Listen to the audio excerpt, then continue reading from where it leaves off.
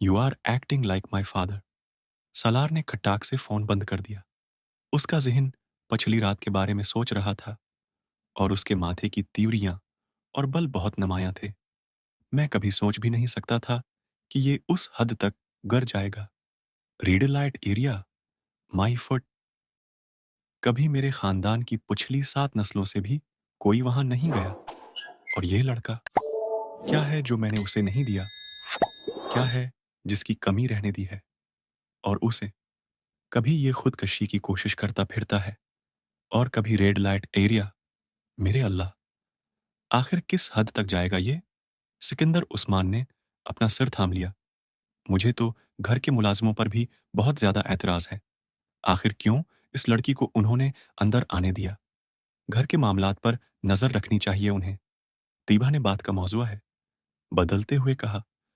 घर के मामलात और मालिक के मामलात पर नजर रखने में जमीन आसमान का फर्क होता है।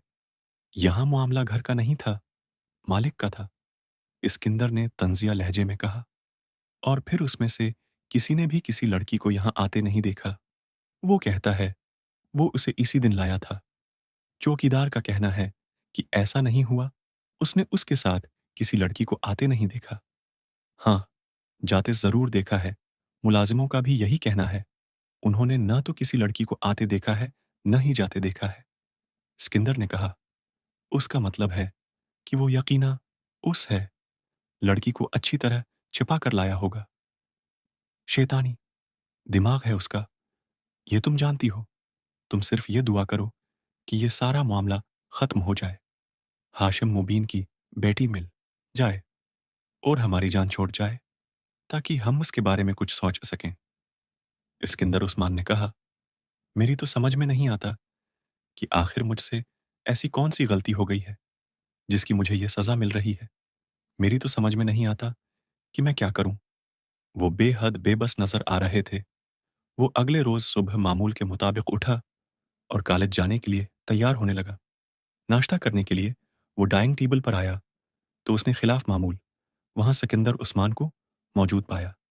वो आम तौर पर उस वक्त नाश्ता नहीं किया करते थे। जरा देर से फैक्ट्री जाया करते थे। सालार को इस वक्त उन्हें वहां मौजूद पाकर कुछ हैरत हुई, मगर उनके सते हुए चेहरे और सुर्ख आंखों से अंदाजा हो रहा था कि शायद वो सारी रात नहीं सो सके। सालार को सुबह सुबह बाहर निकलने के लिए तैयार देखकर उन्होंने कुदरे दृष्टि से उससे कहा। तुम कहाँ जा रहे हो? कॉलेज। दिमाग ठीक है तुम्हारा? मेरे गले में यह मुसीबत डालकर तुम खुद कॉलेज जा रहे हो। जब तक ये मामला खत्म नहीं हो जाता तुम कहीं नहीं जाओगे। तुम्हें पता है तुम कितने खतरे में हो? कैसा खतरा? वो ठटका। मैं नहीं चाहता बाशम मुबीन तुम्हें कोई नुकसान पहुंचाए। उसलिए फोई हाल तुम्हारे लिए यही बेहतर है कि तुम घर पर हो रहो। सिकंदर उस्मान ने दो टोक लहजे में कहा। इसकी बेटी मिल जाए फिर तुम दोबारा कॉलेज जाना शुरू कर देना। उसकी बेटी अगर 1 साल नहीं मिलेगी तो क्या मैं 1 साल तक अंदर बैठा रहूंगा? आपने उसे मेरे बयान के बारे में बता या नहीं है? सालार ने तेज लहजे में कहा। मैं उसे बता चुका हूं। सुनैया ने भी तुम्हारी बात की तस्दीक कर दी थी। उनके लहजे में सुनैया का नाम लेते हुए तलखी थी। मगर हाशिम मुबीन अभी भी मिस्र है कि उसकी बेटी को तुमने ही अगवा किया हुआ है। तुम्हें क्या फर्क पड़ता है? सालार ने लापरवाही से कहते हुए नाश्ता की तरफ हाथ बढ़ाया। तुम्हें फर्क नहीं पड़ता, मुझे पड़ता है। तुम बाशम मुबीन अहमद को नहीं जानते? वो कितने असर वरसूख वाला आदमी है और किसी हद तक जा सकता है। उसका अंदाजा सिर्फ मुझे है। मैं नहीं चाहता कि वो तुम्हें कोई नुकसान पहुंचाए, उसलिए अभी तुम घर पर ही हो। सिकंदर उस्मान ने उस बार कुछ नरम लहजे में कहा। शायद उन्हें अंदाजा हो गया था कि उनकी सख्ती का कोई असर नहीं होगा। वो उनकी बात नहीं मानेगा। पापा, मेरी स्टडीज का हरज होगा। सूरी, मैं घर पर नहीं बैठ सकता। सालार सिकंदर उस्मान के लहजे की नरमी से मुतासिर नहीं हुआ था। तुम्हार एहरज होता है या नहीं, मुझे उससे कोई दिलचस्पी नहीं है। मैं सिर्फ तुम्हें घर पर चाहता हूं, समझे तुम? इस बार उन्होंने अचानक भड़क कर बुलंद आवाज में उससे कहा। कम उस कम आज तो मुझे जाने दे। तुम वो काम ड्राइवर को बता दो, वो कर देगा, या फिर किसी दोस्त से फ़ोन पर बात कर लो। इस्किंदर ने हतमी अंदाज में कहा। मगर पापा, आप मुझे उस तरह। सिकंदर उस्मान ने उसकी बात नहीं सुनी। वो डाइनिंग रूम से निकल रहे थे। वो कुछ देर बुलंद आवाज में बड़बड़ाता रहा, फिर तंग आकर खामोश हो गया।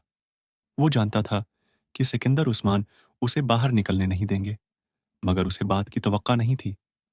उसका ख्याल था कि सुनाया को सामने लाने पर उसकी अपनी फैमिली के साथ हाशिम मुबीन भी मुतमईन हो जाएंगे और कम से कम ये मुसीबत उसके कुंधों से उतर जाएगी। मगर उसके लिए सिकंदर उस्मान का यह इंकिशाफ हैरान कुन था कि हाशिम मुबीन ने अभी भी उसके बयान पर यकीन नहीं किया था।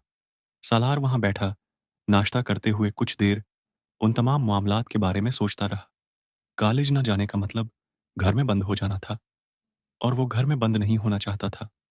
उसका मूड एकदम ऑफ हो गया। नाश्ता करते करते उसने उसे अधूरा छोड़ दिया और अपने कमरे की तरफ चल दिया। सिकंदर साहब, मैं आपसे एक बात कहना चाहती हूँ। वो लाउंज में बैठे थे जब मुलाजमा कुछ झिझकते हुए उनके पास आई। हाँ कहो, पैसों की जरूरत है। सिकंदर उस्मान ने अखबार पढ़ते हुए कहा। वो इस मामले में खासे फिराक दिल थे।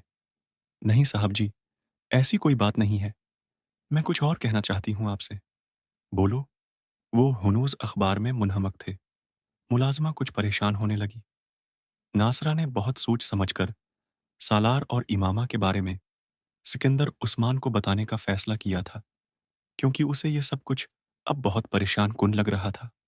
वो नहीं चाहती थी कि जल्द या बदेर ये पता चल जाए कि इन दोनों के दरमियान राब्ते का जरिया वो थी, और फिर उससे और उसके पूरे खानदान को पुलिस का सामना करना पड़े। इसीलिए अपने शौहर से मशूरे के बाद उसने सिकंदर उस्मान को सब कुछ बताने का फैसला कर लिया था, ताकि कम इस कम वो दोनों घर वालों में से किसी एक की हमदर्दी अपने साथ रखे। चुप क्यों हो? बोलो।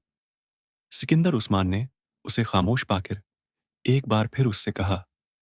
उनकी नजरें अभी भी अखबार पर जमी हुई थीं। सिकंदर साहब, मैं आपको सालार साहब के बारे में कुछ बताना चाहती हूँ। नासरा ने बलाखिर एक तवील तवक्कुफ के बाद कहा। सिकंदर उस्मान ने बेअख्तियार अखबार अपने चेहरे के सामने से हटाकर उसे देखा। सालार के बारे में क्या कहना चाहती हो? उन्होंने अखबार को सामने सेंटर टेबल पर फेंकते हुए संजीदगी से कहा। सालार साहब और इमामा बीबी के बारे में कुछ बताना चाहती हूँ। सिकंदर उस्मान का दिल बेअख्तियारा छलकर हलक में आ गया। क्या? बहुत दिन पहले एक दिन सालार साहब ने मुझसे कहा था कि मैं उनका मोबाइल अपनी बेटी के हाथ इमामा बीबी को पहुंचा दूं। इस्किंदर उस्मान को लगावा दोबारा कभी हल नहीं सकेंगे। तो हाशिम मुबीन अहमद का ख्याल और इसरार ठीक था। उनके बद तरीन कियास और अंदाजे दरस्त थे। फिर उन्हें अपनी आवाज किसी खाई से आती लगी। मैंने इनकार कर दिया कि ये काम मैं नहीं कर सकती, मगर उन्होंने मुझे बहुत धमकाया। उन्होंने कहा कि वो मुझे घर से निकाल देंगे, जिस पर मजबूर आए वो मोबाइल इमामा बीबी तक पहुंचाने के लिए तैयार हो गई। अपनी पोजीशन को महफूज रखने के लिए नासरा ने अपने बयान में झूठ की आमेजिश करते हुए कहा। फिर उसके कुछ दिन बाद एक दिन सालार साहब ने कहा कि मैं कुछ का गुजात इमामा बीबी तक पहुंचाऊं और फिर इसी वक्त उनका गुजात को वापस ले आऊं। मैंने अपनी बेटी के जरिए वो का गुजात भी इमामा बीबी के पास पहुंचाकर वापस मंगवा लिए और सालार साहब को दे दिए। मैंने सालार साहब से उनका गुजात के बारे में पूछा, मगर उन्होंने नहीं बताया। मगर मुझे शक था कि शायद वो निकाहनामा था, क्योंकि उस वक्त सालार साहब के कमरे में 5 लोग होंगे मौजूद थे। उनमें से एक कोई मौलवी भी था। सिकंदर उस्मान को वहां बैठे-बैठे ठंडे पसीने आने लगे थे। और ये कब की बात है? इमामा बीबी के जाने से चंद दिन पहले। नासरा ने कहा। तुमने मुझे उस बारे में क्यों नहीं बताया? इस्किंदर उस्मान ने दरश्त लहजे में कहा। मैं बहुत खौफजदा थी साहब जी। सालार साहब ने मुझे धमकियां दी थीं कि अगर मैंने आपको या किसी और को उस सारे मामले के बारे में बताया, तो वो मुझे यहां से बाहर फेंकवा देंगे। नासरा ने कहा। वो कौन लोग थे? उन्हें पहचानती हो? सिकंदर उस्मान ने बेहद इत्तराब के आलम में कहा, बस एक को। हुसन साहब थे। उसने सालार के एक दोस्त का नाम लिया। बाकी और किसी को मैं नहीं पहचानती। नासरा ने कहा, मैं बहुत परेशान थी। आपको बताना चाहती थी, मगर डरती थी कि आप मेरे बारे में क्या सोचेंगे। मगर अब मुझसे बर्दाश्त नहीं हुआ। और कौन-कौन इसके बारे में जानता है? सिकंदर उस्मान ने कहा, कोई भी नहीं। बस मैं, मेरी बेटी और मेरा शौहर। नासरा ने जल्दी से कहा, मुलाज़िमों में से किसी और को कुछ पता है? तो भय करें जी, मैं क्यों किसी को कुछ बताती? मैंने किसी को कुछ भी नहीं बताया। तुमने जो कुछ किया, उसके बारे में तो मैं बाद में तय करूँगा। मगर फ़िलहाल तुम एक बात अच्छी तरह ज़हन नशीन कर लो। तुम किसी को भी उस सारे मामले के बारे में नहीं बताओगी। अपना मुँह हमेशा के लिए बंद कर लो, वरना उस बार मैं न सिर्फ़ तुम्हें वाक़ई उस घर से निकाल दूँगा, बल्कि मैं हाशिम मुबीन और पुलिस से कह दूँगा कि ये सब कुछ तुमने करवाया है। तुमने ही इन दोनों को गुमराह किया था और तुम ही इन दोनों के पैगामात एक-दूसरे तक पहुँचाती होंगी। रहें, फिर पुलिस तुम्हारे साथ और तुम्हारे ख़ानदान के साथ किया करेगी। तुम्हें याद रखना चाहिए, तुम्हारी सारी उम्र जेल के अंदर ही गुज़र जाएगी। वो गुस्से के आलम में उसे धमका रहे थे। नहीं साहब जी, मैं क्यों किसी को कुछ बताऊँगी? आप मेरी ज़बान कटवा दीजिएगा, अगर मेरे मुँह से दोबारा इसके बारे में कुछ सुने। नासरा घबरा गई, मगर सिकंदर उस्मान ने रख़्ख़ाई के साथ उसकी बात काट दी। बस काफ़ी है, अब तुम जाओ यहाँ से, मैं तुमसे बाद में बात करूँगा। उन्होंने उसे जाने का इशारा करते हुए कहा। सिकंदर उस्मान परेशानी के आलम में उधर-उधर टहलने लगे। उस वक़्त उनके सर पर वाक़ई आसमान टूट पड़ा था और उस वक़्त उन्हें पहली बार सालार के हाथों बेवकूफ़ बनने का एहसास हो रहा था। वो किस ढटाई, महारत और बेहूदगी से उनसे झूठ पर झूठ बोलता और उन्हें धोखा देता गया था और उन्हें उसका एहसास तक नहीं हो सका था। और अगर मुलाज़मा उन्हें ये सब कुछ ना बताती, तो वो अभी भी टाँग पर टाँग रखे मुतमईन बैठे होते। यही सोचकर कि सालार इमामा के साथ अनवालो नहीं है और ना ही उसकी गुमशुदगी में इसका कोई हिस्सा था, वो चंद दिन घर पर रहकर एक बार फिर कॉलेज जाना शुरू कर चुका था। वो जानते थे कि सालार की निगरानी करवाई जा रही थी और हाशिम मुबीन अहमद को सब कुछ पता चलने का मतलब क्या था। वो अच्छी तरह जानते थे, उनका कुछ देर पहले का इत्मीनान एकदम खत्म हो गया था। वो अंदाज़ा कर सकते थे कि वो कागज़ात कैसे थे। उन 5 आदमियों की मौजूदगी का मतलब क्या था? सालार और अमामा के दरमियान ताल्लुक की नौयत क्या थी? और इस वक़्त उनका दिल चाह रहा था कि वो उसका गला दबा दें या फिर उसे शॉर्ट कर दें। मगर वो जानते थे, वो ये दोनों काम नहीं कर सकते थे।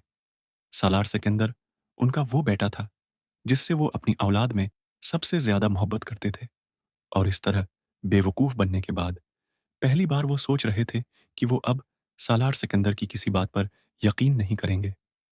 वो इसे मुकम्मल तौर पर हर मामले के बारे में अंधेरे में रखेंगे, वैसे ही जैसे वो कर रहा था। इसकी इमामा से जान-पहचान कैसे हुई? सिकंदर उस्मान ने अपने घर में बेचैनी से सुलते हुए तीबा से पूछा। मुझे क्या पता कि इसकी जान-पहचान इमामा से कैसे हुई? कोई बच्चा तो है नहीं कि मेरी अंगली पकड़ कर चलता हो। तीबा ने कुदरे खुफ़गी से कहा, मैंने तुमसे बहुत बार कहा था कि उस पर नज़र रखा करो, मगर तुम्हें अपनी एक्टिविटीज़ से फुर्सत मिले, तो तुम किसी और के बारे में सोचो। उस पर तौजा देना सिर्फ़ मेरा ही फ़र्ज़ क्यों है? तीबा एकदम भड़क उठे। आपको भी तो अपनी एक्टिविटीज़ छोड़ देनी चाहिए। सारा इल्ज़ाम मेरे ही सिर क्यों? मैं तुमको कोई इल्ज़ाम नहीं दे रहा और इस बहस को ख़त्म करो। उमामा के साथ शादी, तुम अंदाज़ा कर सकती हो कि हाशिम मुबीन को जब इस ताल्लुक़ का पता चलेगा, तो वो क्या तमाशा खड़ा करेंगे। मुझे ये सोचकर शाक लग रहा है कि उसने ऐसी हरकत करने का सोच कैसे लिया। उसे बिल्कुल भी एहसास नहीं हुआ कि हमारी और हमारी फ़ैमिली की सोसाइटी में कितनी इज़्ज़त है। सिकंदर उस्मान तीबा के करीब सोफ़े पर बैठे हुए बोले, एक पर एहलम ख़त्म होती है, तो हमारे लिए दूसरी प्रॉब्लम शुरू कर देता है। ये सारा चक्र इसी वक़्त शुरू हुआ होगा, जब पिछले साल उसने खुदकुशी की कोशिश के बाद उसकी जान बचाई थी। हम बेवकूफ़ थे कि हमने उस मामले पर नज़र नहीं रखी, वरना शायद ये सब बहुत पहले सामने आ जाता। सिकंदर उस्मान अपनी कंपटी मसलते हुए कहने लगे, और यकीनन ये लड़की भी उसके साथ अपनी मर्ज़ी से उनवालो हुई होगी, वरना इस तरह कोई किसी के साथ मर्ज़ी के खिलाफ तो निकाह नहीं कर सकता। और हाशिम मुबीन अहमद को देखें, वो यूँ शोर मचा रहा है जैसे उसकी बेटी का उसमें कोई कसूर नहीं है। जो क्या है सालार ने ही किया है। उन्होंने तो एफआईआर भी अगवा की दर्ज करवाई है। तीबा ने सरे से सुलगने लगे। जो भी है कसूर तुम्हारे बेटे का है। ना वो ऐसे कामों में पड़ता, ना इस तरह फंसता। अब तो तुम सिर्फ ये सोचो कि तुम्हें उस सूरत हाल से किस तरह बचना है। भी हम इतनी बड़ी तरह नहीं बने।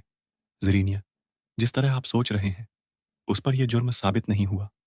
पुलिस या बाशम मुबीन अहमद के पास कोई सबूत नहीं है, और सबूत के बगैर वो कुछ नहीं कर सकते। और जिस दिन उन तक कोई सबूत पहुंच गया, उस दिन क्या होगा? तुमने ये सोचा है? सिकंदर उस्मान ने कहा।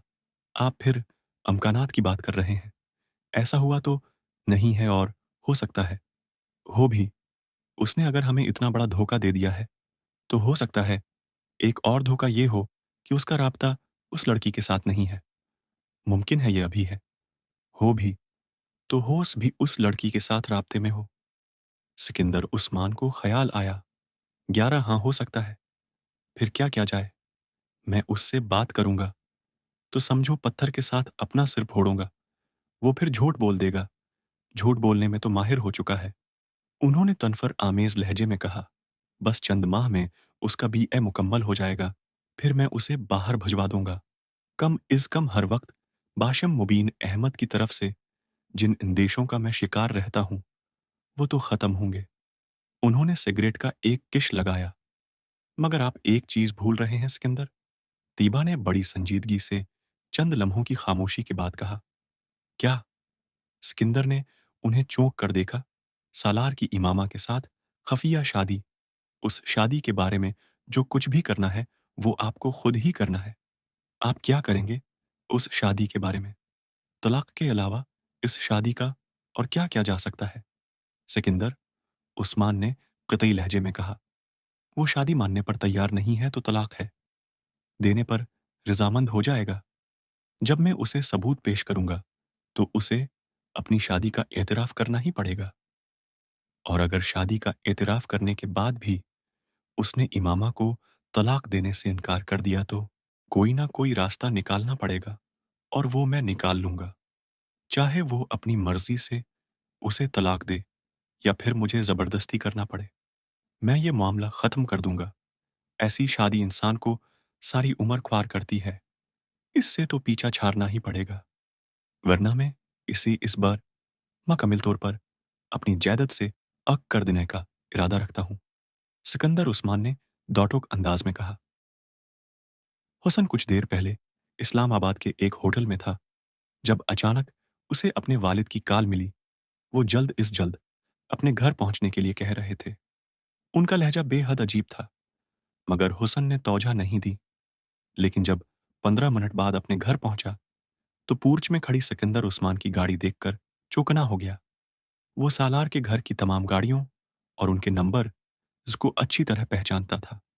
सिकंदर इनकुल को मेरे इस मामले में अनवालो होने के हवाले से कोई सबूत नहीं मिले हैं, उसलिए मुझे परेशान होने की जरूरत नहीं है। वो ज्यादा से ज्यादा सालार का दोस्त समझकर पूछ कुछ के लिए आए हैं होंगे। मैं बड़े इत्मीनान से उनकी बातों का जवाब दूंगा और किसी भी इल्जाम की तरदीद कर दूंगा। लेकिन मेरी परेशानी पापा के सामने मेरी पोजीशन मशकूक कर देगी। उसलिए उनकल सिकंदर को देखकर मुझे कोई रदामल जाहिर नहीं करना चाहिए। हो गया। उसके वालिद कासिम फारूकी और सिकंदर उस्मान काफी पी रहे थे, लेकिन उनके चेहरे की गैर मामूली संजीदगी और उत्तर अब वो एक लम्हे में भानप गया था। कैसे हैं इनकल सिकंदर आप? इस बार बहुत दिनों के बाद आप हमारी तरफ आए। बावजूद उसके कि सिकंदरिया कासिम ने उसकी हेलो का जवाब नहीं दिया, हुसन ने बहुत बेतकल्फी का मुजाहिरा किया। उसे इस बार भी जवाब नहीं मिला था। सिकंदर उस्मान उसे गौर से देख रहे थे।